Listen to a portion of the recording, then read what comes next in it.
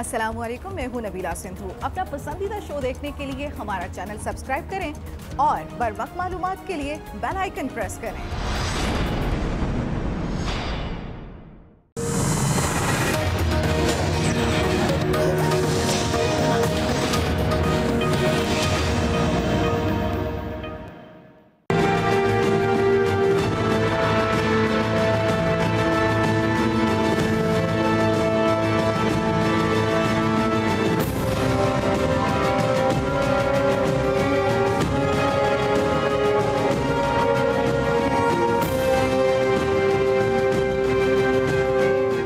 खुदा न करे ये वक्त किसी पर भी आ सकता है। इंसान बड़ा कमज़ोर है। मुझे नहीं मालूम कि मैं आपसे बात कर कर वापस सलामत जाऊंगा कि नहीं जाऊंगा। तो खुदा खौफी कोई चीज़ होती है और सियासत में भी अच्छी रवायात को जन्म देना चाहिए। न्याजी साहब को कम से कम ये ज़रूर चाहिए कि आज जो नौमौलूद सियासतदान अपनी वजारत की कुर्सी को पक्का करने के लिए आए रोज़ नवाज शरीफ की बीमारी पर फिक्रे तानते हैं, उनको रोकें और अल्लाह से डरें। तो कोर्ट में मामला चल रहा है और कौम को मालूम है, तो कम से कम सियासत में कोई आला दर्जे का सबूत देना शुरू कर दें। ये मुल्क को तमाशा बना रहे हैं, मुल्क को तमाशा ना बनाएं। अस्सलामुअलैकुम नाज़रीन, एक्सपर्ट्स पे मैं आपके साथ नबीला सिंधु। पैनल का तारुफ करवा दूं। पैनल में शामिल है फ़हद हुसैन साहब, लेफ्टिनेंट जनरल रिटायर्ड अमजद शेब साहब, बैरिस्टर शहजाद इलाही साहब, आमिर इलियास राना साहब और साथ हासिल रहेगा फैसल हुसैन साहब का। बात होगी कि अडयाला जेल में कैद साबिक वज़ीर आज़म नवाज शरीफ की बीमारी मामले पर हुकूमत और मुस्लिम लीग नून के दरमियान सियासत का खेल जारी है। आज एक तरफ सुप्रीम कोर्ट में नवाज शरीफ की तिबी बुनियादों पर जमानत की समाअत जारी रही, तो दूसरी तरफ शरीफ खानदान और हुकूमती वज़रा के दरमियान नवाज शरीफ की सेहत पर बयानबाजी होती रही। साबिक वज़ीर आज़म की साहबजादी मरियम नवाज, हमजा शहबाज और शहबाज शरीफ ने नवाज शरीफ से मुलाकात न कराने पर हुकूमत को शदीद तनकीद का निशाना बनाया और लीगी कायद को कोट लखपत जेल में ही बेहतरीन तिब्बी सहूलियात फराहम करने का मुतालबा किया। कौमी असम्बली में कायदे हिज़्ब इख्तिलाफ शहबाज शरीफ ने इल्ज़ाम आयद किया कि बार बार दरख्वास्त के बावजूद हुकूमत नवाज शरीफ से मिलने की इजाज़त नहीं दे रही है। खानदान से मुलाकात का हक छीनना जुल्म है। दूसरी जानिब पंजाब हुकूमत ने साफ साफ अल्फाज में वाज़े किया कि शरीफ खानदान जब चाहे नवाज शरीफ से मुलाकात कर ले। मियाँ साहब जहां भी इलाज कराना चाहते हैं हुकूमत तैयार है, लेकिन नवाज शरीफ की जमानत लेना हुकूमत के बस में नहीं है। इसी मामले पर एक्सपर्ट्स के लिए सवाल ये कि नवाज शरीफ को दरपेश मसाइल में इमरान खान हुकूमत का क्या किरदार है। फहद साहब, आपसे इसका आगाज़ करेंगे। जितनी भी सूरत हाल अब तक आवाम भी देख चुकी है, सबके सामने है, इमरान खान की हुकूमत इस सारे मामले में क्या किरदार अदा कर रही है?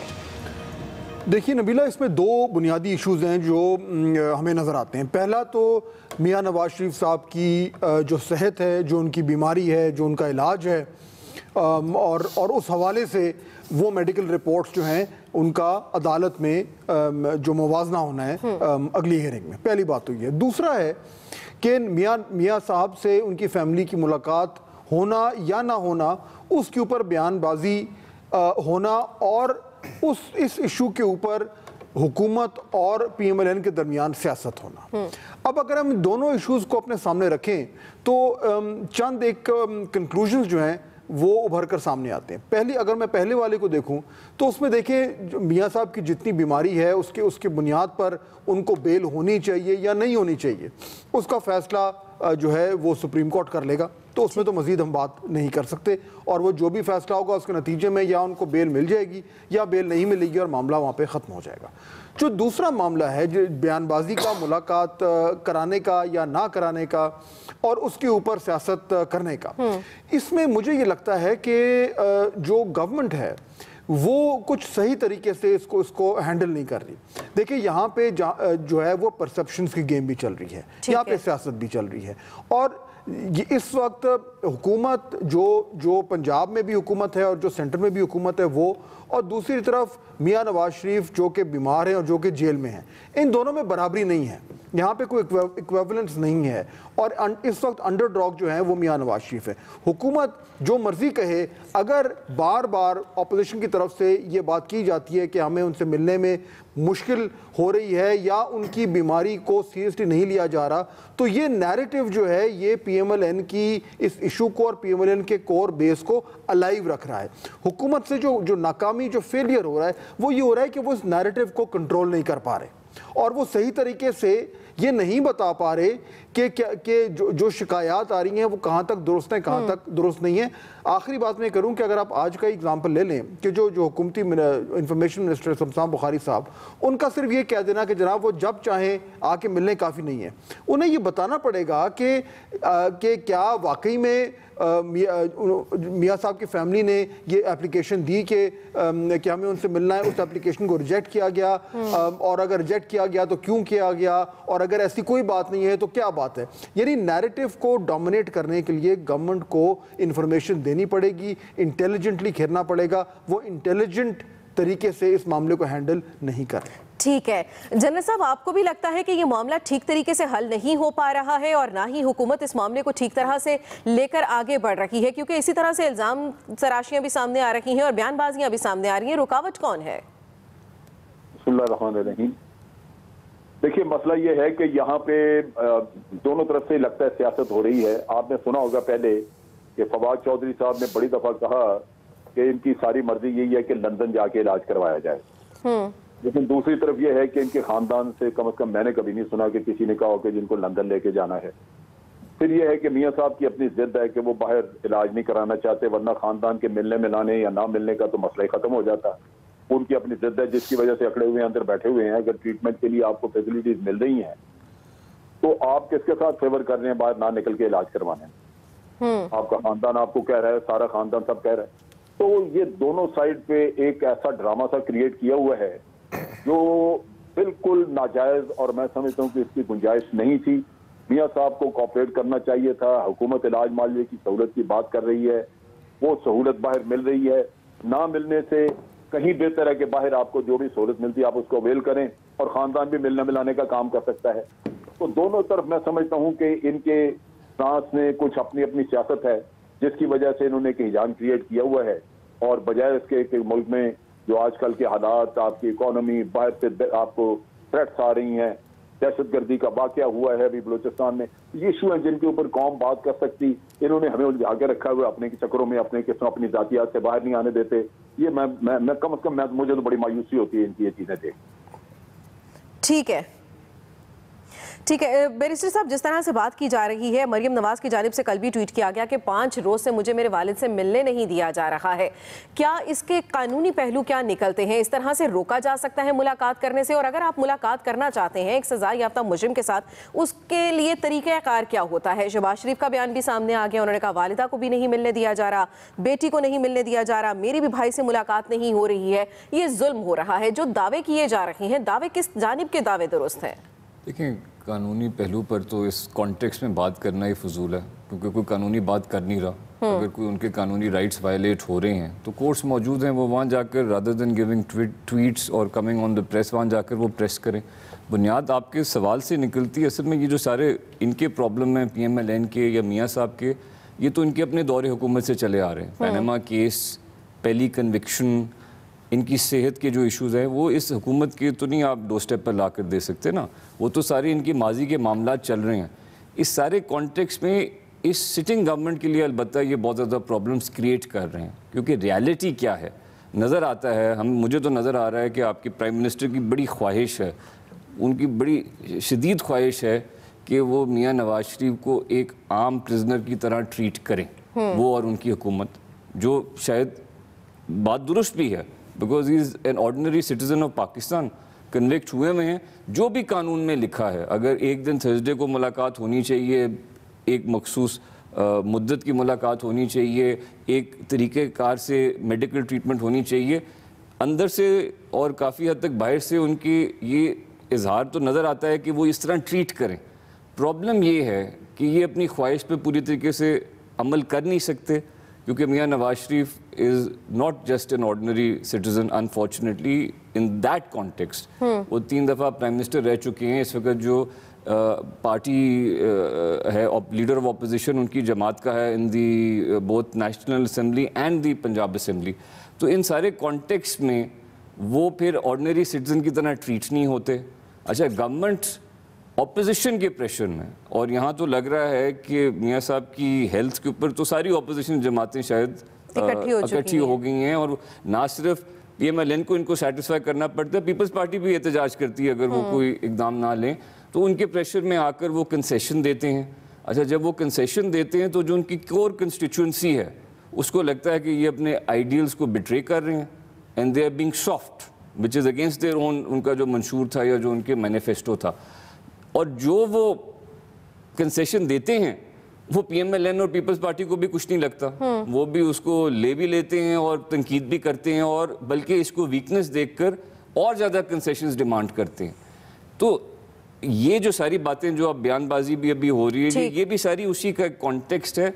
गवर्नमेंट के लिए बड़ा ज़रूरी है ये फैसला करना, या मियाँ नवाज शरीफ 3 time former prime minister of Pakistan, Quaid for life of PMLN, वाकई एक VIP प्रिजनर है, ठीक है, फिर तो government out of the way जाकर जो एक्सेप्शंस कर सकती है ऑब्वियसली कानून के दायरे में रहकर वो करे, और जो फैसिलिटेशन दे सकती है दे, या वो ये डिसाइड कर लें once and for all that ये सारी चीज़ें जो हैं, ये इनकी जो इनका कल्चर है, जो ये नया पाकिस्तान लाना चाह रहे हैं, उसमें ये हो नहीं सकता। ठीक है, तो फिर उनको एक ऑर्डिनरी सिटीजन की तरह ट्रीट करें। फिर ये जो नाजायज़ मुतालबात हो रहे हैं, जो कायदे कानून से हट के हैं, जो इस बुनियाद पर हो रहे हैं कि वो 3 टाइम फॉर्मर प्राइम मिनिस्टर हैं, या तो फिर जेल मैनुअल में लिखवा दें कि 3 टाइम फॉर्मर प्राइम मिनिस्टर के लिए मंडे टू फ्राइडे मीटिंग होगी, तो फिर कर दें, वरना फिर ना करें। This is I think very clear in my mind. ठीक है, आमिर साहब, आपको क्या लगता है कि सारे मामले को लेकर इमरान खान हुकूमत को क्या करना चाहिए? क्या इस तरह की बयानबाजियों से ये सारा मामला हल हो पाएगा? जिस तरह से कहा जा रहा है कि जब चाहें आकर मिलने, लेकिन तरीकाकार कोई नहीं बता रहा। देखिए, सारी हुकूमत भरी पड़ी है यू टर्न से, और कोई स्टेटमेंट हतमी नहीं होती कि अगली स्टेटमेंट आ जाती है।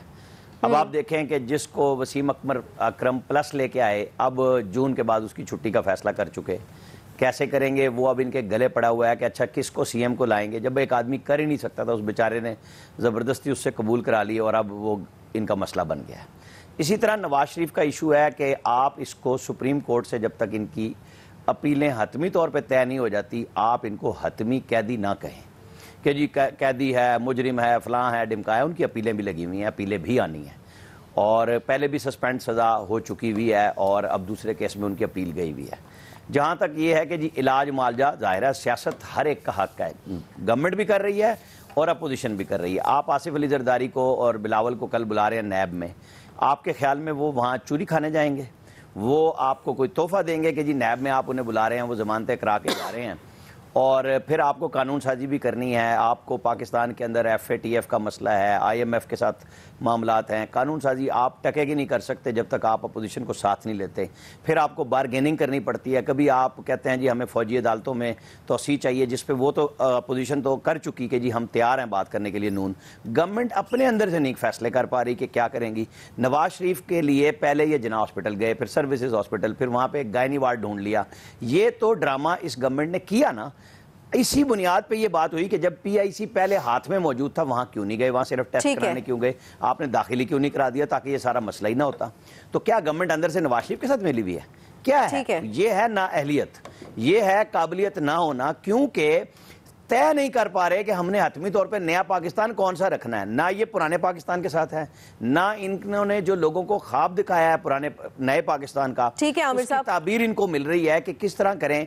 अब हम अगले सवाल पे जब आएंगे, जो कहानी बनी हुई है कि जी पता नहीं 28 साल बाद पाकिस्तान का क्या होगा, पाकिस्तान का अगले 6 महीने में क्या होगा, हमें यह देखना है कि जब हम अहम इश्यूज़ पे जो कौमी इत्तेफाक़ राय के हैं, जैसे इंडिया के साथ जब मसला बना, तमाम पार्टियां तो हुकूमत मिल के अपनी अफवाज के साथ हो गई, तो इनको साइड पे रखते हुए ये केस चलते रहें, इन पे सियासत बंद करें और काम करें वो जो मुल्क के लिए हैं। इसके ऊपर अपने वजीरों को मत चढ़ाएं कि नवाज शरीफ ये कहता है, एक साथ कहते हैं जब मर्जी मिल ले, साथ कहते हैं मैनुअल जेल का ये है कि जी सिर्फ जुमेरात को मिल सकते हैं। तो एक वक्त में 2-2 बातें मत करें।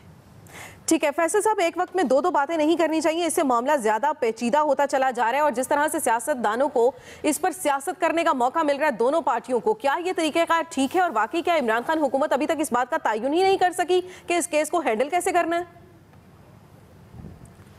ये नवाज शरीफ के मामले में जो मैं समझता हूँ सबसे बड़ा मसला जो है हमारे अपने जहनों का मसला है। जैसे अभी बैरिस्टर शहजाद इलाही साहब कह रहे थे वो वीआईपी कैदी हैं तो उनको वीआईपी उनके साथ ट्रीटमेंट होना चाहिए। देखिए बुनियादी तौर पे हमें ये जब तक हम खुद जो है ज़हनी तौर पे नवाज़ शरीफ को जो है मुजरिम नहीं समझ रहे हैं। नवाज़ शरीफ जो गिरफ़्तार हुए हैं वो कोई जमहूरियत की जद्दोजहद करते हुए गिरफ़्तार नहीं हुए। नवाज़ शरीफ जो गिरफ़्तार हुए वो इंसानी हकूक़ की बहाली की जद्दोजहद में गिरफ़्तार नहीं हुए। उन पर कौमी ख़जाना लूटने का इल्ज़ाम साबित हुआ है, वो मुलजिम नहीं है, मुजरिम है। तो वो उनको हमें सिर्फ बैसियत मुजरिम ही जो है वो हमें उनके साथ रवैया अख्तियार करना चाहिए जो बाकी मुलजिमान के साथ मुजरिमों के साथ जेल के कैदियों के साथ किया जाता है। लेकिन इसमें जब दूसरी बात यह है कि नवाज शरीफ साहब जब खुद ये कह रहे हैं कि उनको इलाज नहीं कराना तो हम और आप क्यों इतने परेशान हो रहे हैं? नवाज शरीफ के लिए उनको अस्पताल ले जाया गया, उन्होंने वहाँ जाके मना कर दिया मुझे इलाज नहीं कराना। अस्पताल के अंदर डॉक्टरों की तैनाती की गई, नवाज शरीफ ने कहा मुझे उनसे इलाज नहीं कराना। तो फिर आखिर प्रॉब्लम क्या है? जब नवाज शरीफ खुद चाहते हैं मैं इलाज नहीं करवाना तो हम और आप रोजाना बैठ के इस सवाल के ऊपर क्यों डिबेट करते हैं कि नवाज शरीफ का इलाज कैसे होना चाहिए? नवाज शरीफ को दूध पीते बच्चे नहीं है, पूरी कौम इस चक्कर में परेशान हो रही है कि उनका इलाज कैसे होगा। भाई मरीज है, अगर वो इलाज नहीं करवाना चाहता तो उसका सवाबदीदी इख्तियार उसको उनके हाल पे छोड़ दें। वो 70 साल की उम्र के आदमी हो, अपना ज़्यादा बेहतर हमसे ज़्यादा बेहतर समझते हैं। देखिए नवाज शरीफ जब का बुनियादी मसला क्या है? नवाज शरीफ का मसला ये है कि जब वो जेल में नहीं गए थे, जो वज़ारत उज़्मा से उनको हटाया गया था तो वो ये कहते थे मुझे क्यों निकाला। अब वो जेल में चले गए तो वो कहते हैं मुझे यहाँ से निकालो। तो इस सारे लुबे लबाब का जो हासिल है उनकी गुफ्तगू उनकी जो सोच है वो एक नुकाती है कि मुझे सिर्फ वज़ीर आज़म बनना है। तो जिस आदमी का सिर्फ एक नुकाती एजेंडा हो, देखिए उनका इलाज का इशू नहीं है, उनके बीमारी का इशू नहीं है, उनका बुनियादी इशू ये है कि वो ज़हनी तौर पर तस्लीम करने को तैयार नहीं है कि उनको सज़ा हुई है, वो ज़हनी तौर पर तस्लीम करने को तैयार नहीं है कि वो मुजरिम है। देखिए फिर दूसरी बात, एक इनके पास रिश्तेदारों से मिलने की बात आती है, उनके बच्चे तो परेशान नहीं है, उनके बेटे क्यों नहीं आ जाते? उनके पास तो बड़ा अच्छा ऑप्शन है, बेटे आ जाएं, गिरफ्तारी दें और वालिद साहब की बराबर वाली बैरक में उनको जो है ठहरा दिया जाए, दिन रात उनकी खिदमत करेंगे। तो बेटों को तो खिदमत का मौका जो अपने हाथ से नहीं छोड़ना चाहिए। वो इश्तिहारी मुलजिम है, जैसी आएंगे उनकी गिरफ्तारी होगी तो उनको तो बराबर में वालिद साहब के बराबर में उनको जो है वो ठहराया जाए। तो बुनियादी मसला देखें ये कुछ भी नहीं है, ये सिर्फ इशू बना रहे हैं, ये सिर्फ ब्लैकमेलिंग कर रहे हैं। इनके इलाज का, इनकी सेहत का बुनियादी मसला नहीं है। ठीक है फैसल साहब, को एक दबाने का अंडा, अपने आप को मजलूम बनाने का इनका एक हरबा है। खजाने का लूटने का कोई इल्जाम साबित नहीं हुआ और ना लगा। अदालत ने सजा किस बात की दी थी? इसी बात की तो सजा हुई है जनाब। ये अब आपको पता होना चाहिए, जब आप ये तबसरा करते हैं तो आपको पता हो कि ये एवन फील्ड क्या था और क्या था, यहाँ पे किस खजाने का, किस पैसे का, किस प्रोजेक्ट के पैसे निकलने का इल्जाम लगा है, वो जरा मुझे भी बता दें ताकि हमें भी पता चल जाए। नहीं तो आमिर भाई आप बता देना उनको सजा किस बात की हुई थी? फिर जो पूरी दुनिया में जायदादें बनाई हुई बता दिया आपको किस चीज में सजा मिली है। आप बताएं कि कौमी खजाने का इल्जाम कहाँ पे है? तीन बर्रे आजमों में जो उन्होंने अपनी जो जायदादें बनाई हुई हैं वो किसके पैसों से बनाई हैं? जितनी भी बनाई उनके ऊपर कौमी खजाना लूटने का कौन सा इल्जाम है वो बताएं। वो उन पे यही बात किसी और तरफ चली जा रही है। हम डिस्कस ये कर रहे थे कि नवाज शरीफ, साबिक वजीर आजम नवाज शरीफ के इलाज के लिए जो इकदाम किए रहे हैं वो इकदाम काबिल अमल हैं, ठीक किए जा रहे हैं या नहीं, इस पर आपने एक्सपर्ट्स की राय जानी। ब्रेक के बाद डिस्कस करेंगे कि बिलावल को अपने बयानात पर एंटी स्टेट करार दिया जाना जायज है क्या। साथ रहिएगा।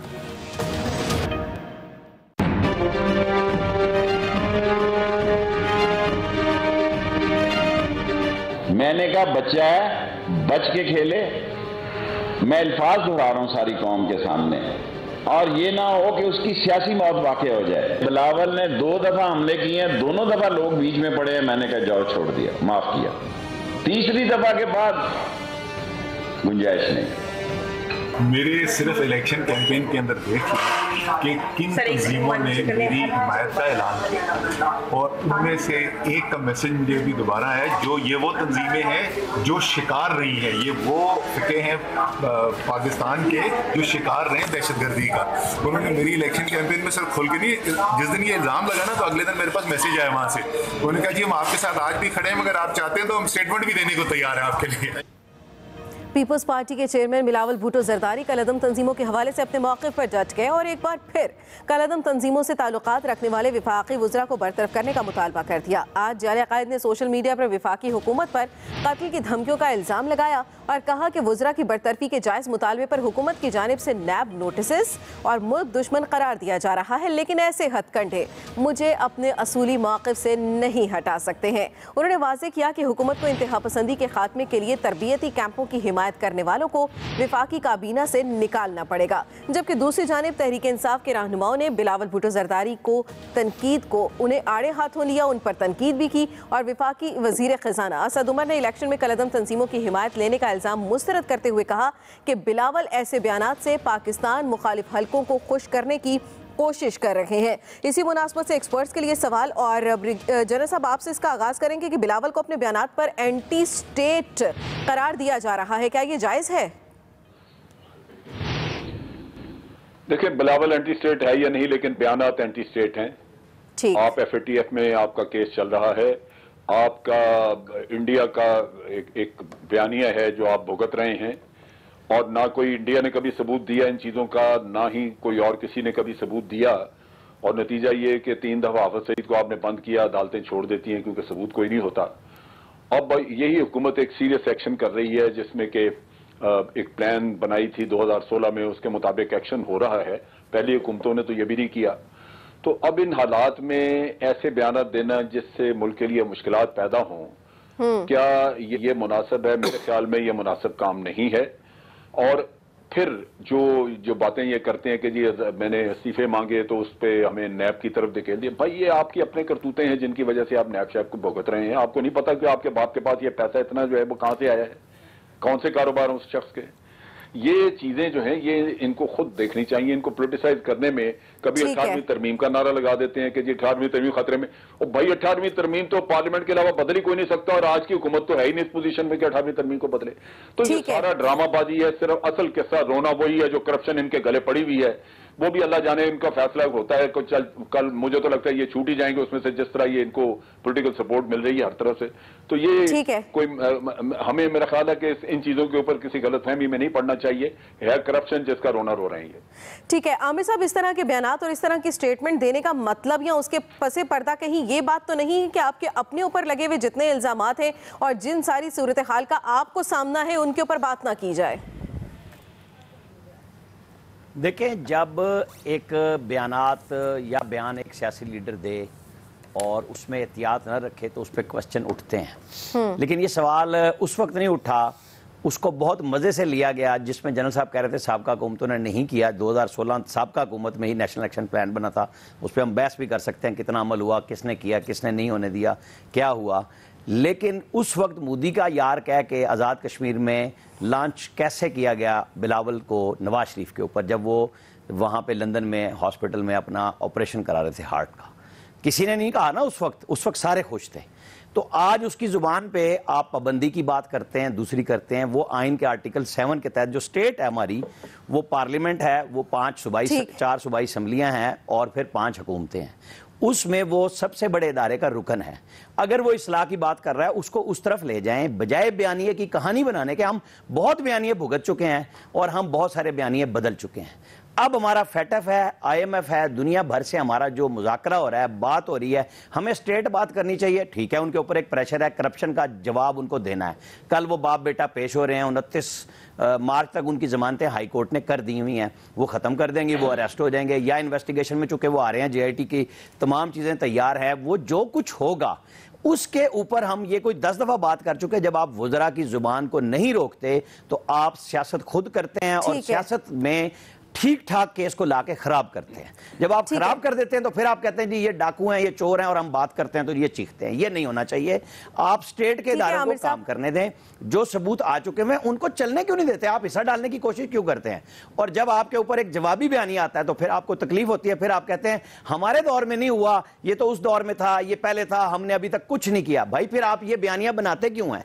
आपको घर के अंदर एक पॉलिसी बनानी चाहिए कि हमें, जैसे आज शिबली फराज सेनेट में कायदे अमान है, वो कह रहे हैं कि असल में सियासी तल्खियों की वजह से हम जो अच्छे काम हैं वो भी नहीं कर पा रहे, और हमारी जो सियासत है आपस में लड़ाई की वजह से कानून साजी नहीं हो रही, और हम चाहते हैं कि नैब को और मजबूत करें। हम अपोजिशन के साथ बैठ इसलिए नहीं सकते कि हमारी लड़ाइयाँ हो रही हैं।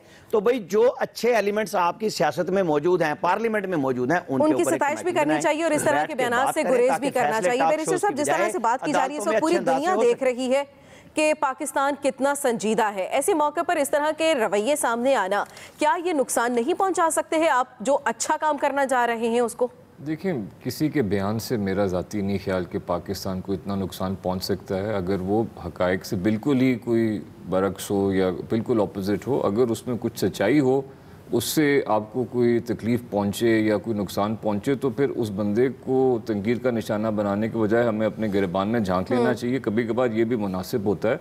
आपके क्वेश्चन की मुनासबत से देखिए, मैं, अगर नाज़रीन आपके मुझे देखते रहे शो पर, आप भी देख रहे हैं, मैं सियासतदान का, पाकिस्तानी सियासतदान का फ़ैन बिल्कुल नहीं हूँ।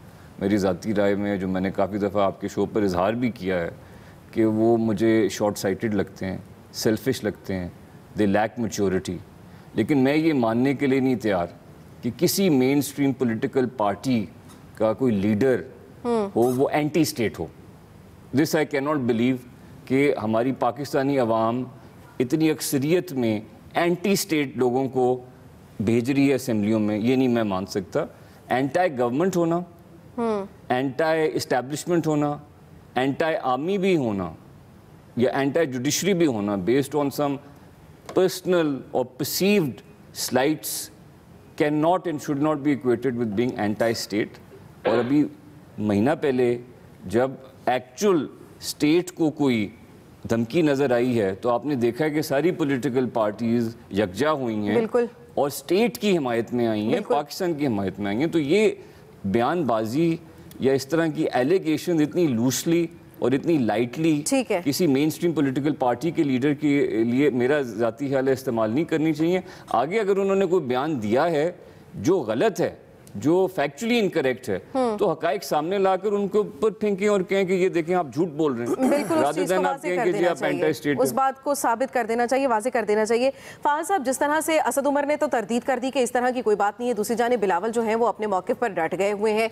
इस मौके पर कि जब दुनिया देख रही है कि पाकिस्तान कितना संजीदा है, FATF से भी मामला चल रहे हैं और IMF के साथ भी चल रहे हैं, तो जो कौमी बयानियाँ है, क्या ये सिचुएशन उसको नुकसान नहीं पहुँचा सकती है? देखिए, मेरा ख्याल है पहले हमें ये देखना है कि बिलावल साहब ने बात की क्या है।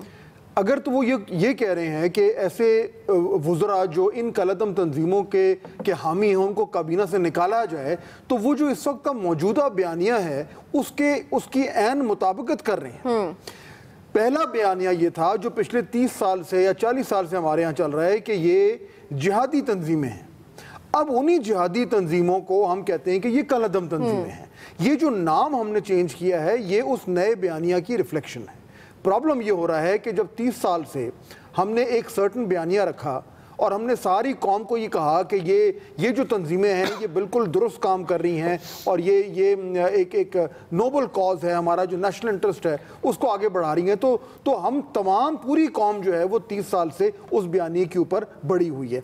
अब यकायक हमारा बयानिया चेंज हुआ है। अब हमारी रियासत ये कह रही है कि ये तंजीमें जो हैं ये हमारी नेशनल इंटरेस्ट के खिलाफ काम कर रही हैं।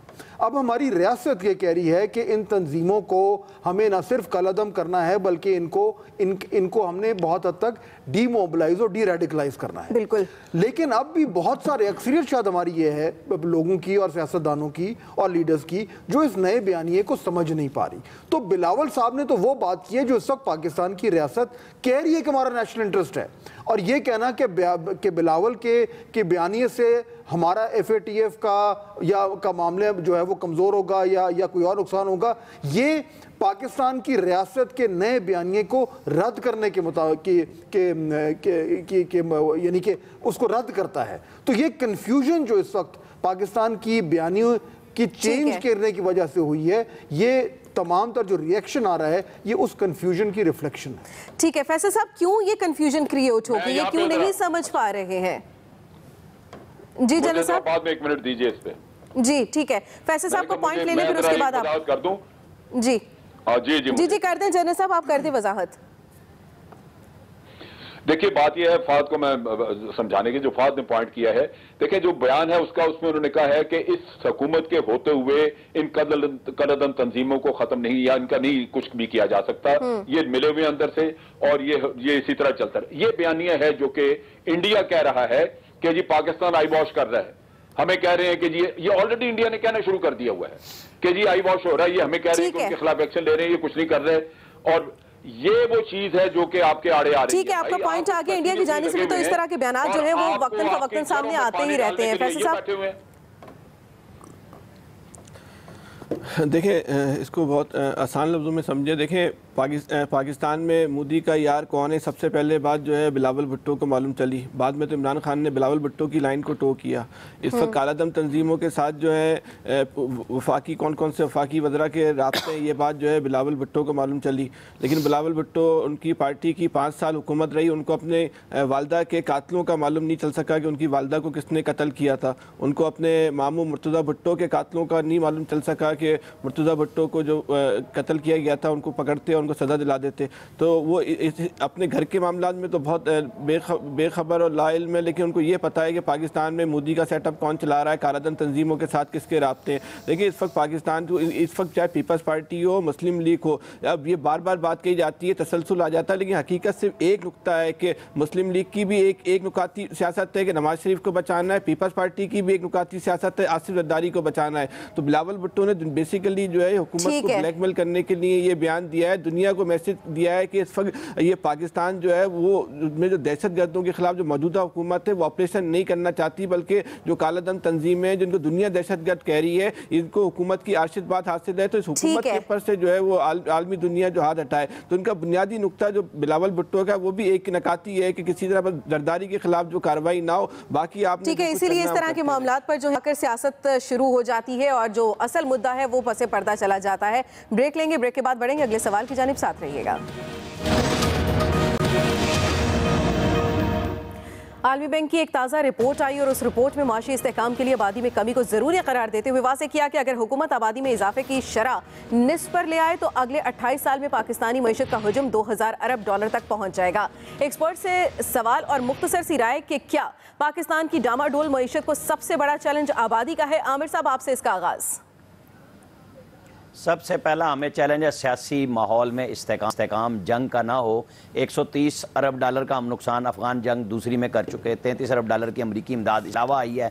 हम यहाँ खाक करेंगे। हमारे यहाँ जो ये वर्ल्ड बैंक की रिपोर्ट आई है, इसके बाद आप ना ही समझें कि हम ये काम कर सकेंगे कि आधी शरह आबादी इजाफा। हमें 50-40 साल बाद तो पता लगा कि हमें औरतों पर काम करना है मर्दों की बजाय। हमारी तो ये पॉलिसी है।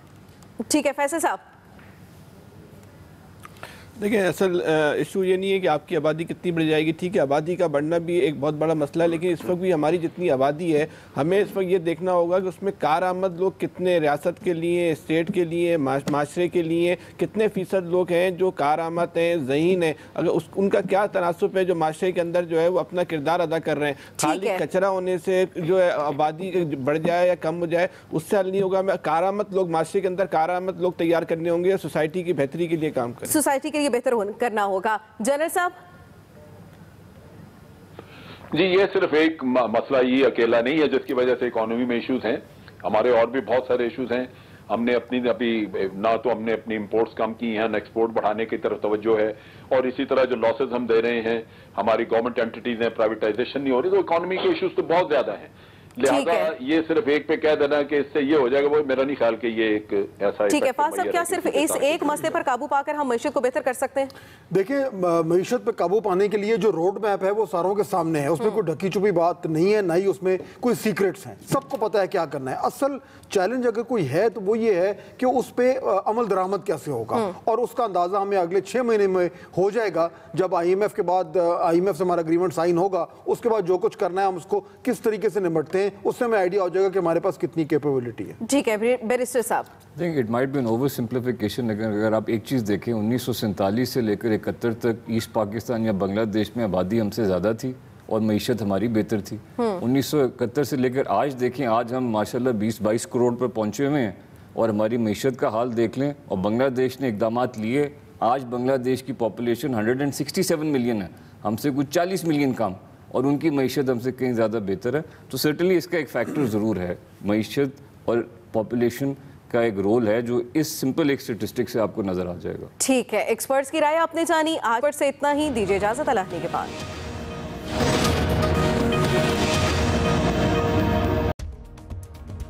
अस्सलामुअलैकुम, मैं हूं नबीला सिंधु। अपना पसंदीदा शो देखने के लिए हमारा चैनल सब्सक्राइब करें और बर वक्त मालूमात के लिए बेल आइकन प्रेस करें।